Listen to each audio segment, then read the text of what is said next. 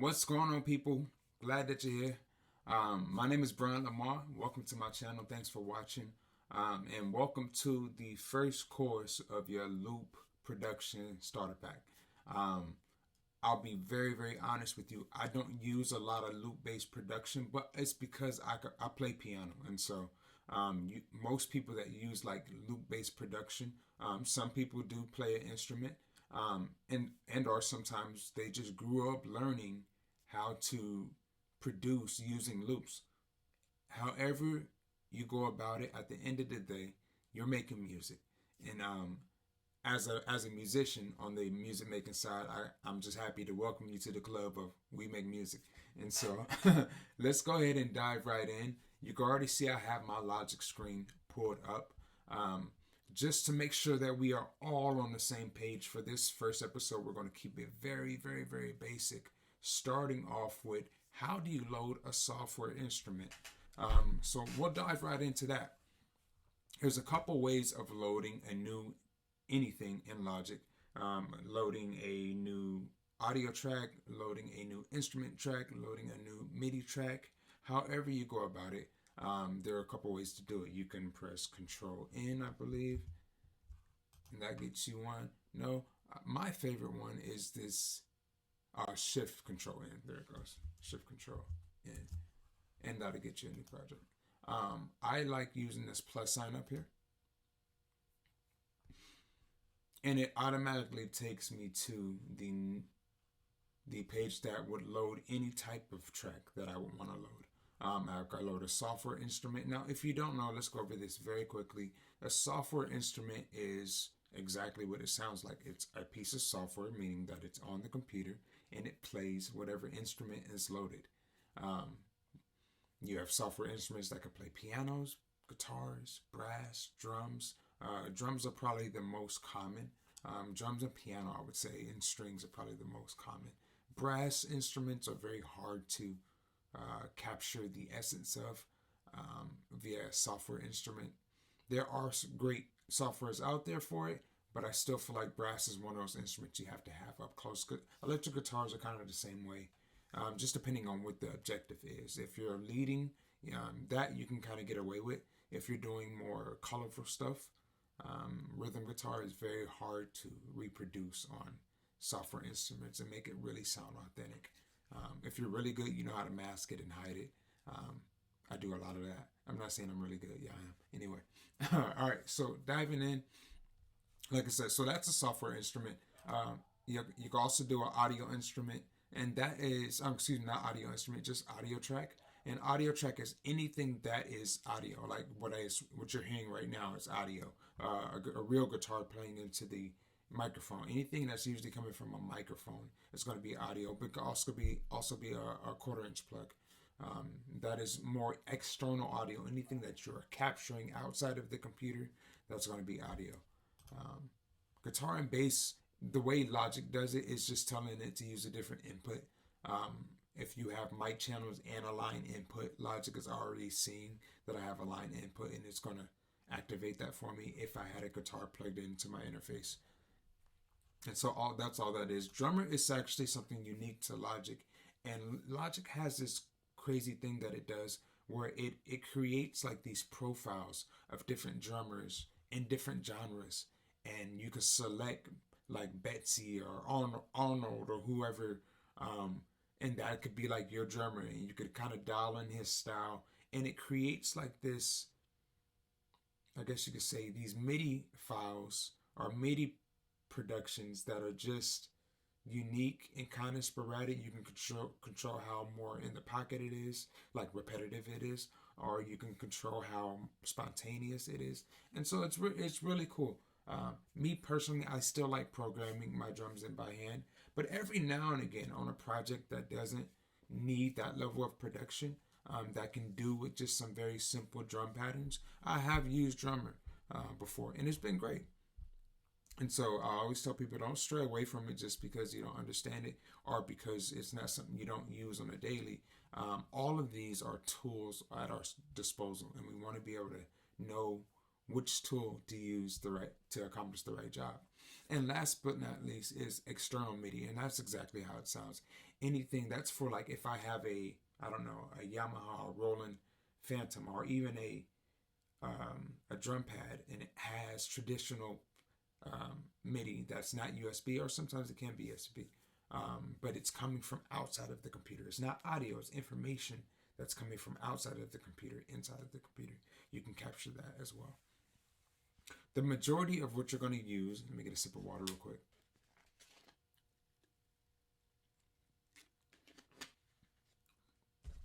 In this course, with the majority of what we're going to load is software instruments. We could do external MIDI, but for this, we're going to do software instruments. Now, how do you load a software instrument? Now, for some of you I teach in person, I've been over this already by now. But I just want to make sure we're on the same page. That's what the sake of this video is. That's what the point of this video is to make sure we're on the same page. We want to go over how do we load a software instrument. So Kontakt, you can see right here in this instrument section that I have my mouse around, is what's loaded right now. Let's go through this page real quick. Now, anything from Alchemy all the way down to Vintage Mellotron is going to be stock Logic plugins, stock Logic software instruments. So Alchemy, that's a great software. It's a heavy software. So if you have a weak computer, if it's not strong in its hardware, you may want to be careful loading it because it is heavy. I don't have my piano in front of me, so I'm just going to use my musical typing. I hold Command and press K to activate that.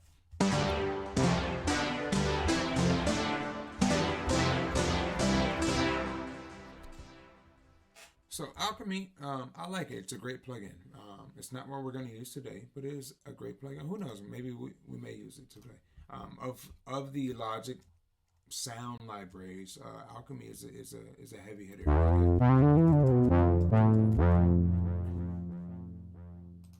Not a bad sound library at all. Matter of fact, I think we're going to keep that open. So while we're at this page, let's go over another way to load a sample. Like I said, we could hit that plus sign right here, not to load a sample, but to load a track.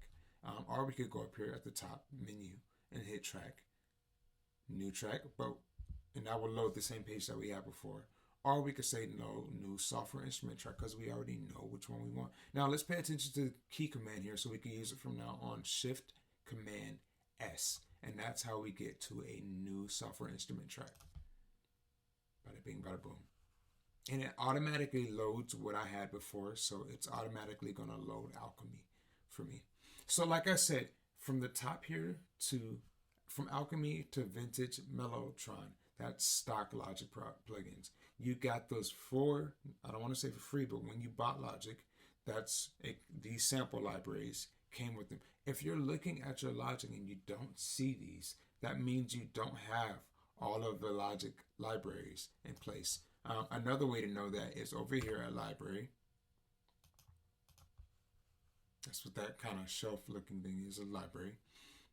We'll turn our inspector off just so we can see the library. If you have any question, I think it's either a question mark or exclamation mark next to any of these folders or these names, drum kits or guitars, keyboards, whatever, anything over on this left side. If it has a question mark or exclamation point, that means you don't have the sample library downloaded. You want to click on that, and it will give you a link to click on to be able to download the libraries. Another way to be able to download the libraries is if you come up here to Logic Pro, not download, right here, sound libraries, reinstall sound libraries, or it will say download all available sounds. You can download essential sounds, and that just downloads like the very basic ones. Or you could download all available sounds, and anything in a Logic library automatically comes down from the cloud to your computer. So that's pretty cool. If you run out of space, you could relocate the library. So if you have an external hard drive like I do, I could relocate where I want it. I could put it on this external hard drive. I put my Logic stock sounds on the computer's hard drive. I don't know why. Maybe I will load it at one time later in life. But for right now, it's not bogging. I have plenty of space on my computer, so I'm not worried about it. But that is a great tool. Relocate libraries if you're running out of space in your computer and you want to hook up an external hard drive to host all your sounds. Most producers have, of course, you can't install the program files on an external hard drive. That has to go on a computer itself. But the sound libraries that could be massive, sometimes terabytes on terabytes of sounds, that is a good idea to have an external hard drive. Sometimes multiple external hard drives to host those sounds and even have a backup of those sounds. Our sounds are the creme of the la creme. That's the meat of what we do. Without sounds, we just don't have anything. At least if you're a digital based producer like I am. And so don't get it wrong. I could play, I could make music, whatever, but that's not who we're talking to on this particular thing. We're talking about those who make music that use loops, and so we need our sounds. So just a little tidbit on the external hard drive. All right, diving in deeper. So what was it? Command Shift S. All right. No, what was it? Let's go back. Track.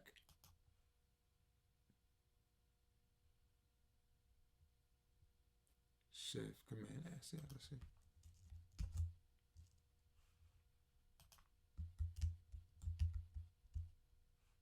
Anyway, I don't know why that's not working. That's a little weird, but whatever. Yeah, I don't like that. I want to be able to use it. Whatever. It's cool. So moving forward, like I said, we have a audio track, software instrument track, and let's load another one. So we're going to come up here to the inspector.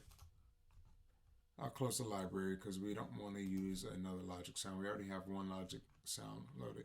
Let's see what's another way to be able to load. So in our inspector, we see right here where it says Alchemy, and that's the software instrument itself. If you click there right in the middle, notice if you hover, Logic gives you three options. It gives you a power button, the settings button that opens up the plugin in itself, and then it gives you a menu button for if you want to be able to quickly change to something else.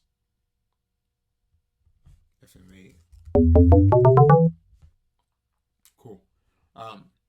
So, like I said, we already have all of our Logic sounds there, and this is the same library that's in our Logic library right here. Great, cool. But if you're like me, you like to have third-party sounds. What I always like to tell people is Logic in itself is a host. It's Chevy, but what makes it a Chevy, I don't know, whatever the name of a Chevy car is, Chevrolet, is the sounds that we put in it. That's the difference between it being a Ford Mustang and or a Ford whatever else, F-150, is what we put in it. And so our sounds are like, that's us customizing Logic to be what we need it to be for us. I have folders and folders on sounds, but since we're dealing with software instruments today, we're going to come right down here to AU Instruments. This is where every DAW uses a different formula, or I guess you could say coding for its third-party instruments. I think if you use FL Studio, it can use Audio Instruments or VSTs. Pro Tools used to do VSTs and I believe Audio Instruments. No, I think just VSTs. And then they just recently came out with another file format that works just for Pro Tools. I think like Cubase and all of them, they do VSTs or Audio Instruments. Logic doesn't do VSTs. It actually only does Audio Instruments. So if you're purchasing plugins, just make sure that they're Mac compatible, and usually that means Logic is included because Apple owns Logic. So, all right, diving deeper. This is where all of our third-party plugins. Now, I don't have a lot, but I know how to do a lot with what I have, and I have a lot of libraries for the plugins that I do have. We're going to deal with Native Instruments because that's what I kind of have felt a demand for in the clientele that I have, which is great. I have multiple people using Native Instruments. For today, let's deal with battery. No, let's deal with Kontakt. We'll deal with Kontakt. Go to contact, and we'll go stereo. Boom.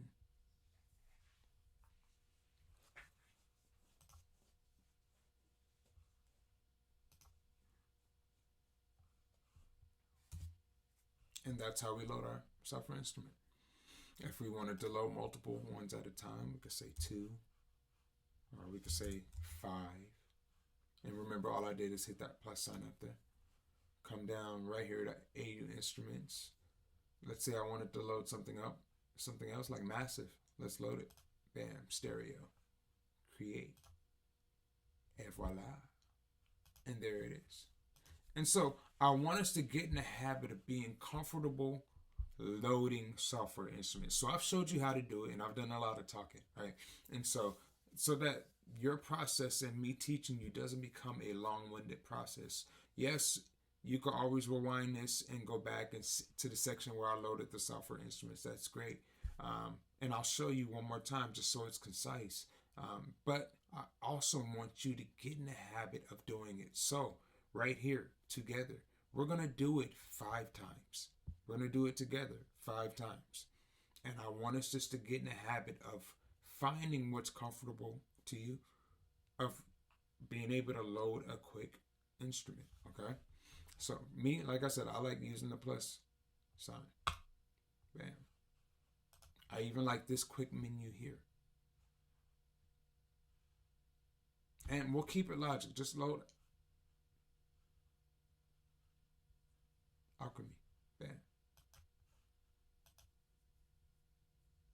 There's one. Let's do another one. Load another plugin. Alchemy. Let's do a drum synth. How about Ultrabeat? Yeah. 2 more. Plus sign. Quick menu. Let's load a third-party software, AU Instrument. Coming down here. Remember, we're dealing with native instruments, so if you have something else, that's great. If not, let's just do it right here. Battery 4. Let's load it. That's a drum software, if you don't know. Okay. And what? Maybe two more. Let's load 2 more Logic instruments. Let's go quick sampler.